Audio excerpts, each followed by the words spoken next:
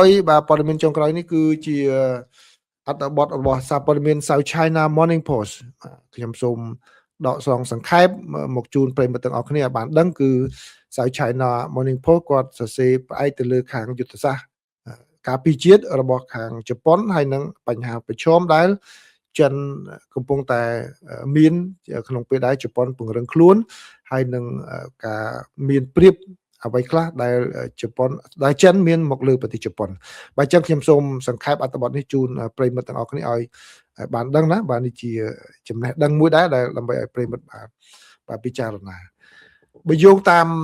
សេចក្តីរាយការណ៍របស់ South China Morning Post ឲ្យដឹងថានៅក្នុងឯកសារបាទ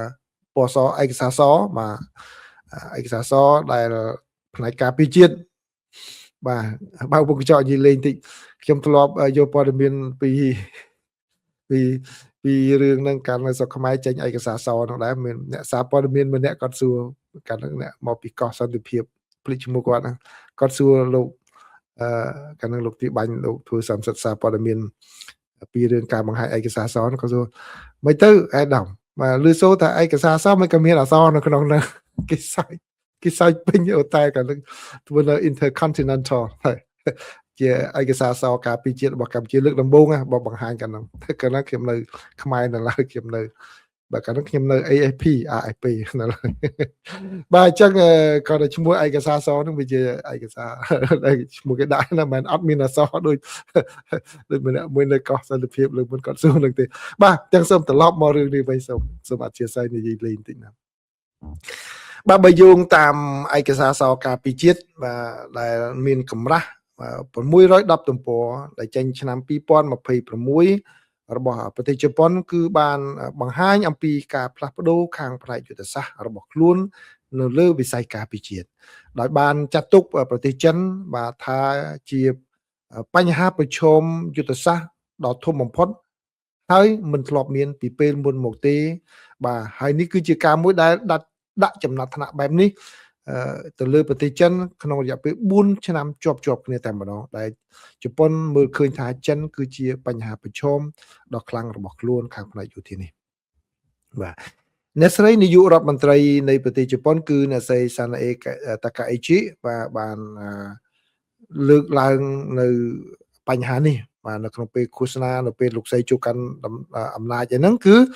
ឡូវនេះគឺมันមានការផ្លាស់ប្ដូរទេហើយបាទជប៉ុនក៏កំពុងតែខិតខំប្រឹងប្រែងយ៉ាងណាដើម្បីបង្កើននៅសពាវុធរបស់ខ្លួនសម្រាប់យោធារបស់ខ្លួនបាទដែលបើតាមការរៀបរាប់ឲ្យដឹងគឺនេះជាការបង្កើនសកម្មភាពបែបនេះក្នុងរយៈពេលជាច្រើនឆ្នាំមកនេះបាទគឺជាមួយទសវត្សរ៍មកហើយតាំងឆ្នាំ2014មកបាទដូច្នេះតើវាសាច់រឿងវាសំខាន់យ៉ាងម៉េចនៅក្នុងឯកសារដែលមានជាង600ទំព័ររបស់ខាងជប៉ុននេះបាទជាសង្ខេបមកគឺជប៉ុនជឿជាក់ថាការពារផ្នែកសន្តិសុខដែលសហរដ្ឋអាមេរិកផ្ដល់ឲ្យតំបន់នេះគឺហាក់ដូចជាបាទទុនខ្សោយបន្តិចហើយអញ្ចឹងដោយសារតែអីដោយសារតែសង្គ្រាមនៅក្នុងប្រទេសអ៊ីរ៉ង់បានធ្វើឲ្យសហរដ្ឋអាមេរិកនឹងបានប្រើប្រាស់មីស៊ីលប្រភេទទប់ស្កាត់អាវុធសម្រាប់ការពារដែនអាកាសនោះគឺបានចុះខ្សោយបាទធ្វើឲ្យចុះខ្សោយគ្រាប់ដែលរហូតដល់បង្ខំឲ្យទីក្រុង Washington បាទគឺក្រសួងការពារជាតិរបស់សហរដ្ឋអាមេរិកថែមទាំងចល័តប្រព័ន្ធការពារដែនអាកាសប្រភេទ THAAD នៅ Patriot ហ្នឹងប្រតិយោជន៍ដែលតាមភាសាបារាំងហ្នឹងចេញពីប្រទេសកូរ៉េខាងត្បូងទៅដាក់នៅតំបន់មជ្ឈិមបូព៌ាអញ្ចឹងបានន័យថាសហរដ្ឋអាមេរិកខ្វះប្រព័ន្ធហ្នឹងអញ្ចឹងសូមខ្ចីពីខាងកូរ៉េខាងត្បូងសិនអត់មានអ្វីការពារទេទៅដាក់ការពារនៅតំបន់មជ្ឈិមបូព៌ាសិនក្នុងគណៈពេលដែលការពារទប់ជាមួយនឹងការវាយប្រហារពីប្រទេសអ៊ីរ៉ង់មកហើយរដ្ឋមន្ត្រីក្រសួងការពារជាតិរបស់ប្រទេសជប៉ុនShinjiro Koizumi បានហៅថាការដែលសហរដ្ឋអាមេរិកធ្វើដូច្នេះគឺជាការខ្វះចន្លោះខាងវិស័យការពារជាតិដែលជប៉ុនត្រូវតែចូលរួមបំពេញឲ្យបានបាទគឺបើទោះបីជាមានរឿងបែបនេះក៏ដោយគឺជប៉ុនក៏ថាអត់ទេឥឡូវហ្នឹងគឺដោយសារតែសហរដ្ឋអាមេរិកធ្វើដូច្នេះជប៉ុនត្រូវតែបោះជំហានមួយមុខថែមទៀតដើម្បីការពារ ភាពចន្លោះប្រហោងខាងវិស័យការពារជាតិនេះបាទបើទោះបីជាលោកប្រធានាធិបតី Donald Trump ណាបានអញ្ជើញទៅប្រទេសចិនកាលពីខែឧសភាកន្លងមកបាទដើម្បីធ្វើយ៉ាងណាបាទទៅទប់ចិនកុំឲ្យដើម្បីកុំឲ្យធ្វើសកម្មភាពអ្វីប្រេះផ្ដាស់ក្នុងខណៈពេលដែលសហរដ្ឋអាមេរិកកំពុងតែផ្ដោតទៅលើបញ្ហាមជ្ឈមបូព៌ាហើយទុកចន្លោះប្រហោងនៅតំបន់អាស៊ីនេះបាទអញ្ចឹងលោកត្រាំទៅទប់អញ្ចឹងបើតាមការបញ្ជាក់របស់ South China Morning Post គាត់មើលឃើញអញ្ចឹងគាត់មើលឃើញថាការដែលលោកប្រធានាធិបតី Donald Trump ទៅចិនគឺដើម្បីបាទស្អំចិត្តចិនកុំឲ្យធ្វើសកម្មភាពអ្វីនៅតំបន់អាស៊ីនេះក្នុងពេលដែលសហរដ្ឋអាមេរិកកំពុងតែជាប់ដៃប្រយុទ្ធនៅតំបន់មជ្ឈមបូព៌ាចឹងប្រិមិត្តមើលណាមើលនៅក្នុងការដែលការធ្វើរៀបចំនោះដូចកន្លះអុកចឹងបាទកន្លះអុកចឹងគេដកកម្លាំងសេះជាប់ជើងសេះមកនេះគេដាក់អីទប់នៅនេះដើម្បីចឹងអ្វីដែល South China Morning Post គាត់មើលឃើញគឺអ្វីដែលលោកត្រាំអញ្ជើញទៅខាងប្រទេសចិននោះគឺជាការទៅស្អំចិត្តចិនកុំឲ្យធ្វើអ្វីផ្ដេសផ្ដាស់ក្នុងពេលដែលអាមេរិកកំពុងជាប់ដៃក៏ប៉ុន្តែផ្អែកទៅលើឯកសារនេះគឺបញ្ជាក់ថាជប៉ុនក៏ឃើញអញ្ចឹងទោះបីជាអាមេរិកទៅស្អំចិត្តចិនក៏ប៉ុន្តែជប៉ុនក៏គាត់អត់ពង្រើកន្តើយដែរពីព្រោះអីអត់មានប្រព័ន្ធការពារអញ្ចឹងគាត់ខិតខំប្រឹងប្រែងពង្រឹងខ្លួនដើម្បីការពារខ្លួនរបស់គាត់ផងដែរបាទដូច្នេះនៅក្នុងឯកសារការពារជាតិដែលជប៉ុនបានបញ្ចេញនឹងតើមានបញ្ជាក់យ៉ាងម៉េចដែរបាទគឺជប៉ុនមើលឃើញថាការដែលចិនធ្វើសម្ពយុទ្ធយោធានៅជុំវិញដែនកោះតៃវ៉ាន់នៅក្នុងពេលកន្លងមកជាប់គ្នានេះគឺជាគោលបំណងមួយដែលចិនធ្វើឡើងដើម្បីបង្ហាញនៅវត្តមានយោធារបស់ខ្លួននឹងឲ្យដូចជារឿងធម្មតាដែលគេថាគឺស្ថានភាពជាក់ស្ដែងនៅលើដីដែលសម្រេចបានហើយបាទរបៀបដូចជា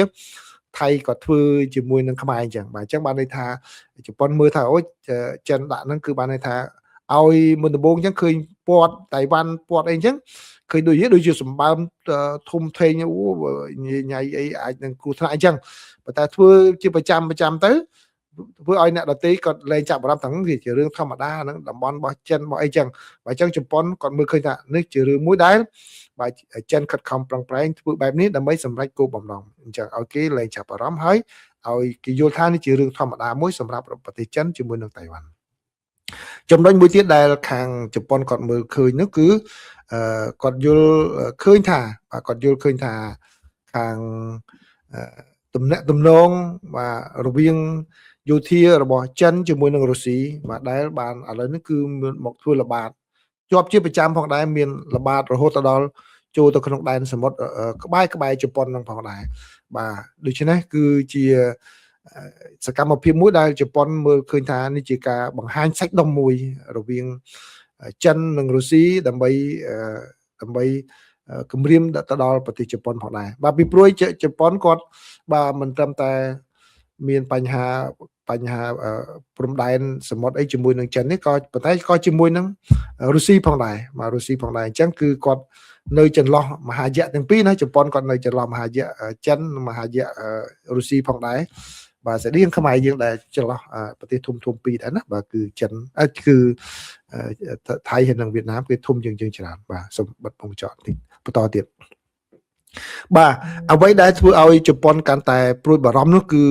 ខាងចិនបានប្រើប្រាស់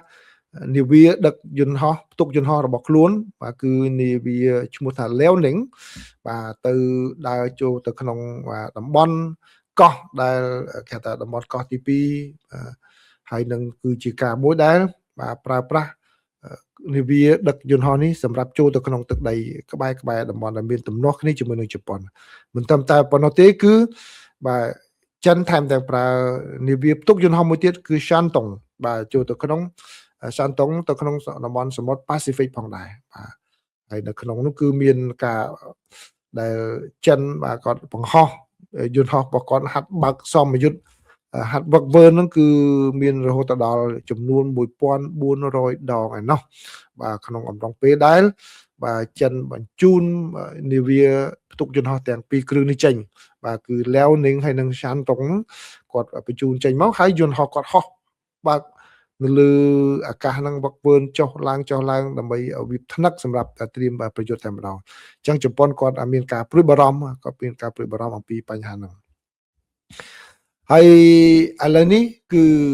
អ្វីដែលជប៉ុនមើលឃើញបាទតើជប៉ុនមើលឃើញយ៉ាងម៉េចបញ្ហានៅឆ្ងាយពីខ្លួនឬក៏បញ្ហានៅជិតខ្លួនជប៉ុនមើលឃើញថាបញ្ហាដែលកើតមានឡើងនៅសមុទ្រចិនខាងកើតក្តីបាទនៅសមុទ្រចិនខាងត្បូងក្តីនិងនៅជុំវិញដែនកោះតៃវ៉ាន់ក្តីថាជាការគម្រាមកំហែងតែមួយគត់សម្រាប់ប្រទេសជប៉ុនបាទអញ្ចឹងខ្ញុំសូមនិយាយម្ដងទៀតណាបាទអញ្ចឹងគឺជប៉ុនគាត់ពង្រីកដែនដែនចំណាប់អារម្មណ៍របស់គាត់ហ្នឹងកាន់តែធំមកអញ្ចឹងគាត់ថាបញ្ហាអ្វីដែលចិនគាត់ធ្វើសកម្មភាពនៅសមុទ្រចិនខាងកើតក្តីបាទនៅក្បែរគាត់ណាសមុទ្រចិនខាងត្បូងក្តីនឹងនៅខាងក្បែរវៀតណាមក្បែរ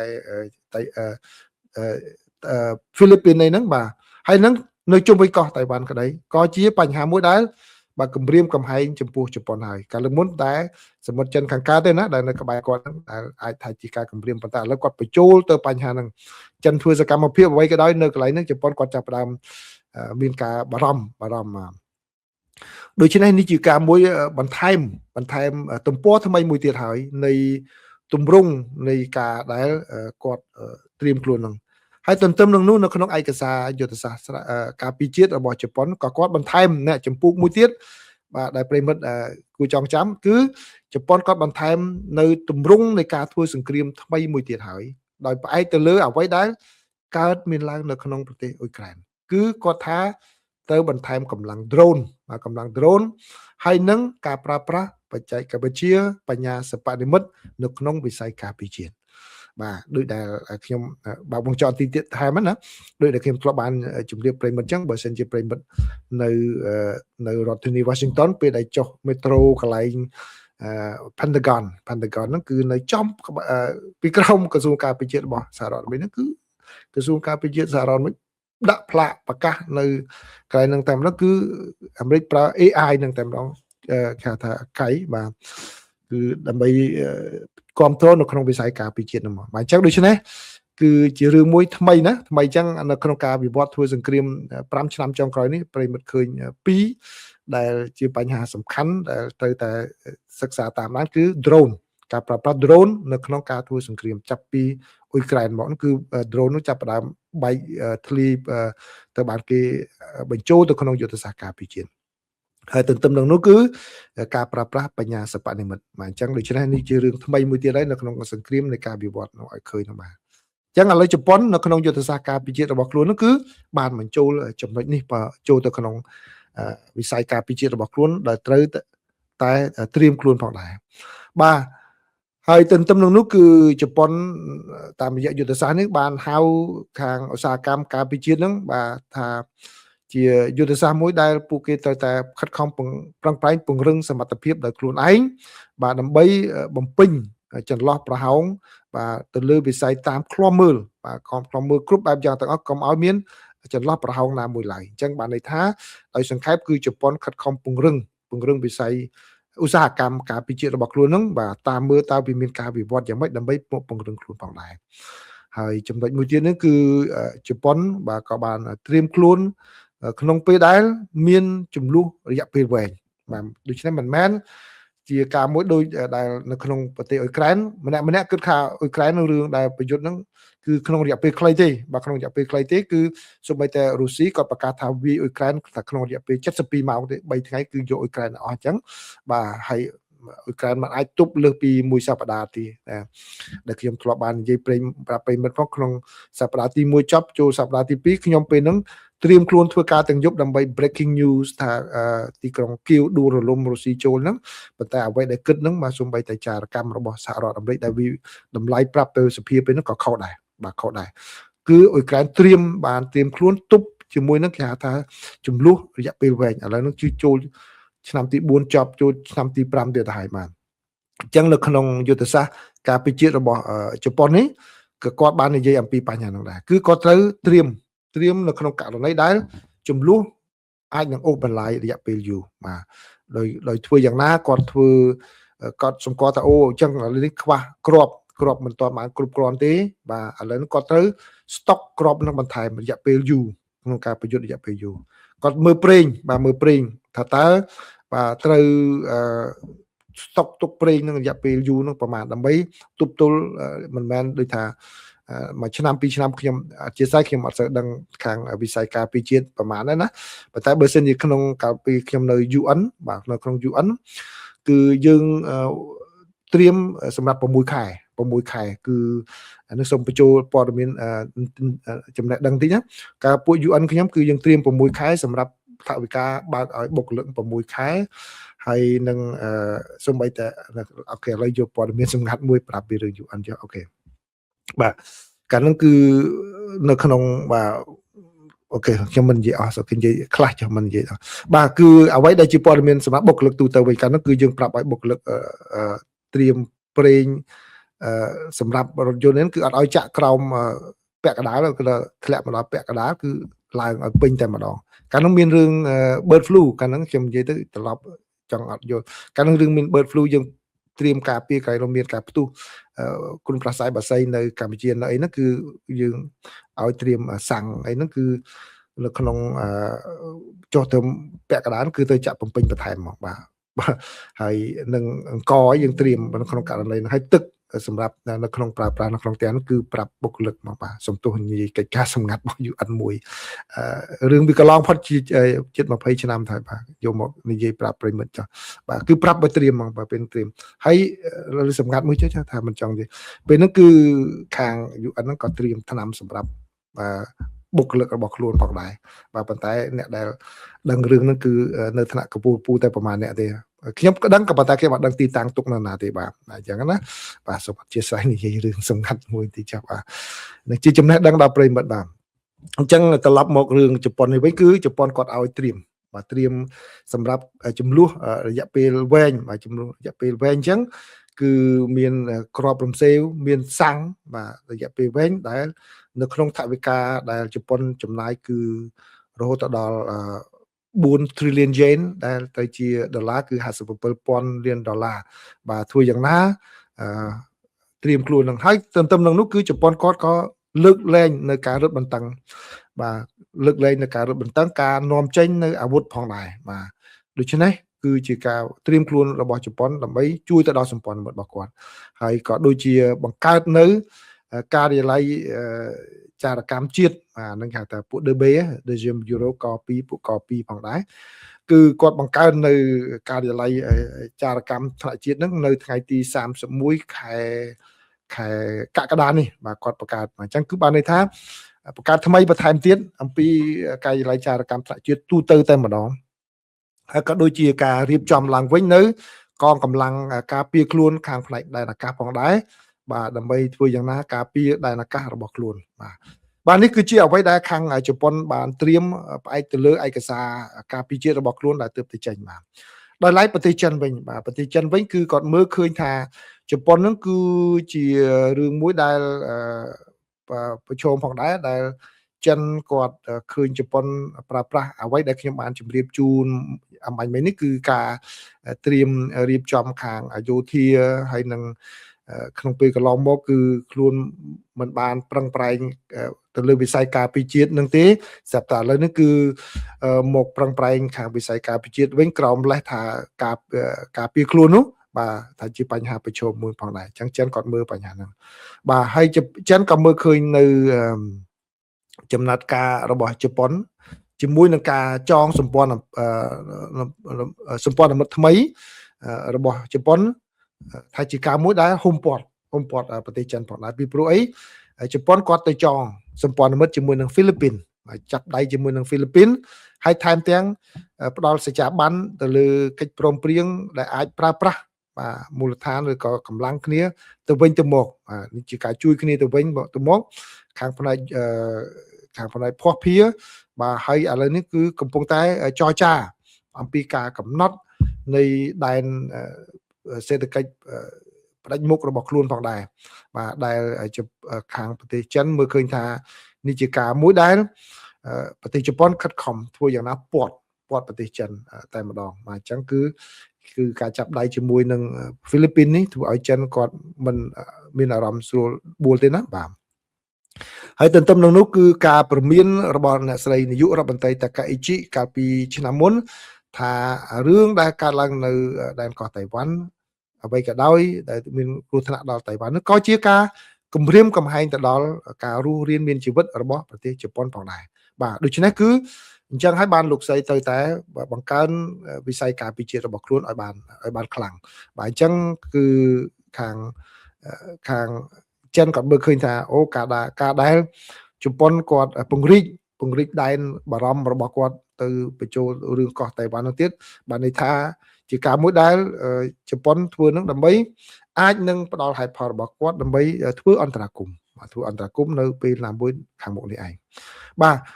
ក៏ប៉ុន្តែអ្វីដែលកើតមានឡើងហ្នឹងគឺក៏វាមានបញ្ហាទ្វេគ្រោះផងដែរណាបាទគឺជប៉ុនហ្នឹងក៏គាត់មានការបញ្ហាប្រឈមនៅផ្ទៃក្នុងខ្លួនផងដែរបាទអញ្ចឹងខ្ញុំសូមជូនសង្ខេបប៉ុណ្ណេះបាទជាសង្ខេបទៅវិញគឺឯកសារសការពារជាតិដែលជប៉ុនបានចេញមកនេះគឺជាការមួយឆ្លុះបញ្ចាំងអំពីការផ្លាស់ប្ដូរខាងផ្នែកសន្តិសុខនៅក្នុងថ្នាក់តំបន់នឹងយ៉ាងធំផងដែរហើយក៏វាជាការមួយដែលបង្ហាញថាឥឡូវនេះគឺសហរដ្ឋអាមេរិកកំពុងតែជាប់ដៃជាប់ជើងនៅក្នុងការធ្វើសង្គ្រាមនៅប្រទេសផ្សេងដែលជប៉ុនត្រូវតែបង្កើនសមត្ថភាពរបស់ខ្លួនក្នុងការត្រៀមខ្លួនបាទហើយទន្ទឹមនឹងនោះគឺបង្ហាញនៅការដែលជប៉ុនខិតខំងាកមកប្រទេសហ្វីលីពីនដើម្បីចាប់ដៃគ្នា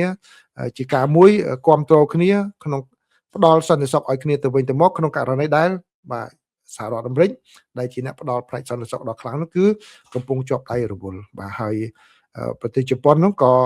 បាទប្រឈមមុខជាមួយនឹងបញ្ហាមួយចំនួនផងដែរសំទោសបាទប្រទេសចិនហ្នឹងឥឡូវនេះកំពុងតែប្រឈមមុខជាមួយនឹងបាទបណ្ដាញដែលសត្រូវមួយដែលមានការចងសម្បាច់គ្នាយ៉ាងរឹងមាំហើយជាប្រទេសដែលមានលក្ខណៈឯករាជ្យខាងវិស័យការពារជាតិរបស់ខ្លួនដែលមានសមត្ថភាពខ្លាំងផងដែរអញ្ចឹងចិនក៏ជាបញ្ហាមួយចិនក៏ប្រឈមជាមួយនឹងបញ្ហាមួយដែលត្រូវគិតឡើងវិញផងដែរបាទហើយចុងក្រោយគឺឯកសារនេះគឺបានបញ្ជាក់ថាជប៉ុនឥឡូវនេះគឺ